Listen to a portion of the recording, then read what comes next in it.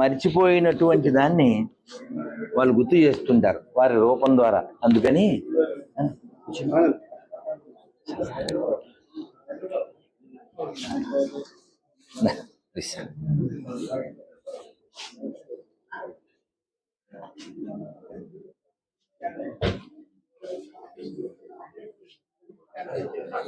పాకిస్తాన్లో రావల్ పిండి అని మనం వింటాం కదా. రావల్ పిండి మనకేదో బియ్య పిండి, సర్వపిండి, ఆ పిండి గుర్తు రాకూడదు.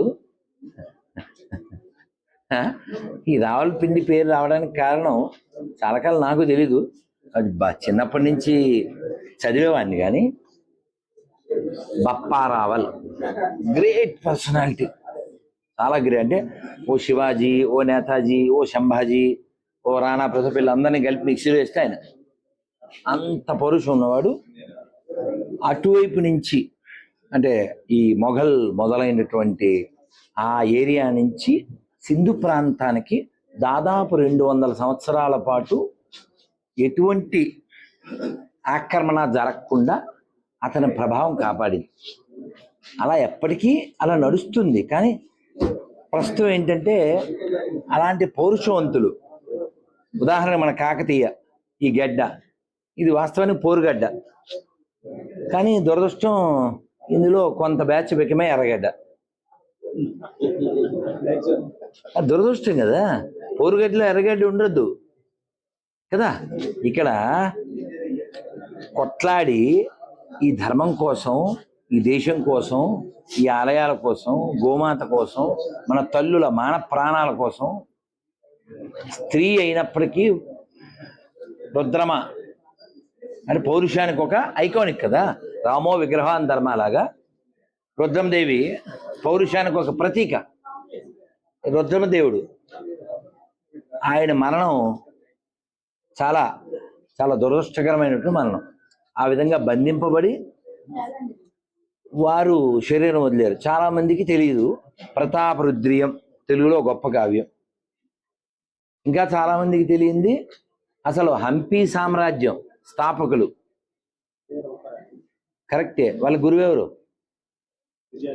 ఆయన ఇక్కడ వాడు. ఎంతమంది తెలుసు? చాలా మంది తెలియదు. నేను మొన్న ప్రపోజ్ చేసి వారి పేరు Vidyadhar. Give big hand to his father. ఈ name it such a way. నేను మొన్న ప్రపోజ్ చేశాను మన భువనేశ్వర్ దేవాలయంలో. వాళ్ళు చిన్న మూర్తి పెట్టారు విద్యారణ్యం. కాదు ఈ వరంగల్ నగరంలో ఈ హనుమకొండ, వరంగల్, కాజీపేట ఈ 3 చోట్ల ఖచ్చితంగా కనీసం మనం లక్కీస్ కాబట్టి వాళ్ళని 21 సైజులోనే పెట్టారు. ఒక 21 అడుగులు విద్యారణ్యులు, 21 అడుగులు పోతన, ఇంకొక 21 అడుగులు పాలకూరి సోమనాథుడు.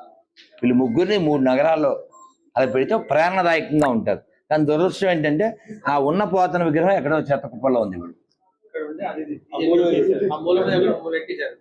అక్కడంతా చెత్తబండ్లు ఉన్నాయి. ఈ విషయంలో మనం కొంచెం చూడాలి, చెయ్యాలి. ఎందుకంటే మీకు చిన్న లాజిక్, మీరు ఎటు లా చదివిన వాళ్ళు మీకు లాజిక్ చెప్తే ఈజీగా పట్టుకుంటారని. ఎక్కడైనా చిన్న లాజిక్ ఇది కాదు అనలేని మాట. 2 పాయింట్లు చెప్తా. గవర్నమెంట్కి లాభం ఏ రిలీజియన్ నుంచి వస్తుంది కదా? దేవాలయం నుంచి రాబడి వస్తుంది పెట్టుబడి పెట్టకుండా. అది టికెట్ల రూపం కావచ్చు, భక్తులు పెట్టే ఎక్కట్ల రూపం కావచ్చు. టికెట్లు ఎక్కట్లు 2 ఉన్నాయి. మామూలుగా 30 రూపాయలు ఛార్జ్ ఉంటే పండుగ వస్తారు ల్యాండ్స్ ఎత్తుపోవడం. 3వది బంగారం పట్టుకోవడం. కేవలం ఓన్లీ తమిళనాడు ల్యాండ్ వాళ్ళు గుళ్ళో 5 లక్షల కేజీలు బంగారం ఎత్తుపోయారు. ఇంకా టెంపుల్స్ ఎన్ని డిస్ట్రాయ్ అయినాయో ప్రపంచానికి తెలీదు. డబ్బులు తీసేసుకుంటూ డిస్ట్రాయ్. సో గవర్నమెంట్కి లాభం, ప్రజలకి లాభం from the temple only, not from other religion sources. అంటే ఒక్క పైసా లాభం లేదు, దమ్మిడి లాభం లేదు. పెట్టుబడి పెట్టక్కర్లేదు, రాజ్యాంగ విరుద్ధం. మీలాంటి వాళ్ళు గట్టిగా అడగట్లేదు కాబట్టి. ఇప్పుడు ఉదాహరణకి ముల్లాలకి, పాస్టర్లకి పైసలు ఎందుకు ఇవ్వాలి? సమాజానికి విద్రోహం, ఒక్క లాభం లేదు. పైపెచ్చు దేశద్రోహులు తయారవుద్ది. మక్కా పోవడానికి ఇవ్వాలి. ఎందుకు ఇవ్వాలి? మీరు అడగలేదు కాబట్టి ఇవ్వాలి. ప్రజలు ట్యాక్సులు పైసలు అవి ఎందుకు ఇవ్వాలి? ప్రజలు ట్యాక్సులు డబ్బులు అవి. కరెక్ట్. ఇంకా మాట్లాడితే హిందువులు ట్యాక్సులు డబ్బులు. నేను తిరుపతి వెళ్తున్నా, ఎవడన్నా ఇస్తున్నాడా? మీరు సింహాచలం వెళ్తే ఎవడన్నా ఇస్తున్నాడా? మీరు భద్రాచలం వెళ్తే ఎవడన్నా ఇస్తున్నాడా? మా పైసలతో మనం పోతున్నాం, వాడి పైసలతో వాడిపోవాలి. వాడి యాత్రకి మా పాత్ర ఏదేంది? అడిగేవాళ్ళు లేకనా? సో నా రిక్వెస్ట్ మీరు అడగండి. రెండో పాయింట్ నేను చెప్పాలనుకుంది, ఎక్కడ నా గుడి డెవలప్ అయిందా ఆ చుట్టుపక్కల ల్యాండ్కి వాల్యూ పెరుగుద్ది. కానీ అక్కడే ఓ మసీదు చర్చ్ వస్తే ఉన్న ల్యాండ్ ఖాళీ అయింది. చెక్ చేయండి. ప్రపంచానికి శాంతి ఎవరి వలన వస్తుంది? ప్రపంచానికి లాభం ఎవరి వలన వస్తుంది? ఒకసారి చెక్ చేయండి. అందుకని అబద్ధాలు ఆడద్దు, అదొక్కటే నా రిక్వెస్ట్. ఇప్పుడు ఒక డైలాగ్ ఉంది, కమలాసన్ మస్తు షేడ్స్. ఆ షేడ్స్ ఏం వద్దు మాకు, అసలు కమలాసనే వద్దు మాకు కమలాసనే వద్దు. నిజం చెప్పండి, నిజం చెప్పండి, నిజంగా బతకండి. అరే ఉండేదే మనం కొన్ని రోజులు కదా.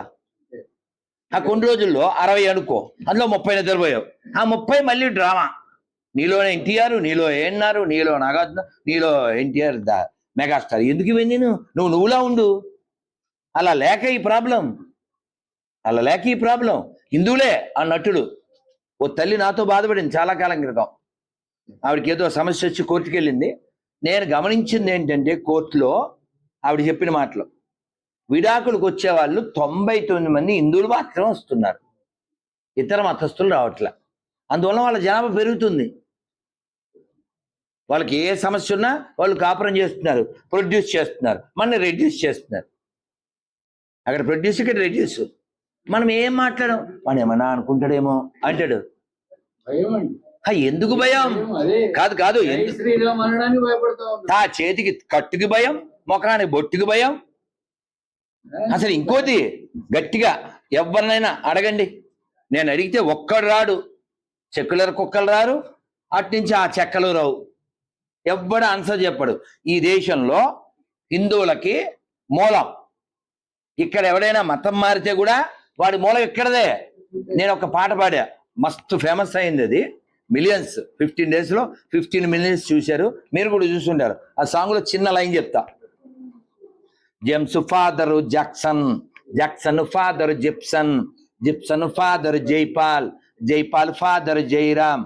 గ్రాండ్ ఫాదరు ఒక్కడే, గతమంతా మనదొక్కటే. గ్రాండ్ ఫాదరు ఒక్కడే, గతమంతా మనదొక్కటే. Thank you. మీ పేరు సార్? మురళి. మురళి గారు. మనం ఎవ్వరికి ఎగ్నెస్ట్ కాదు సార్.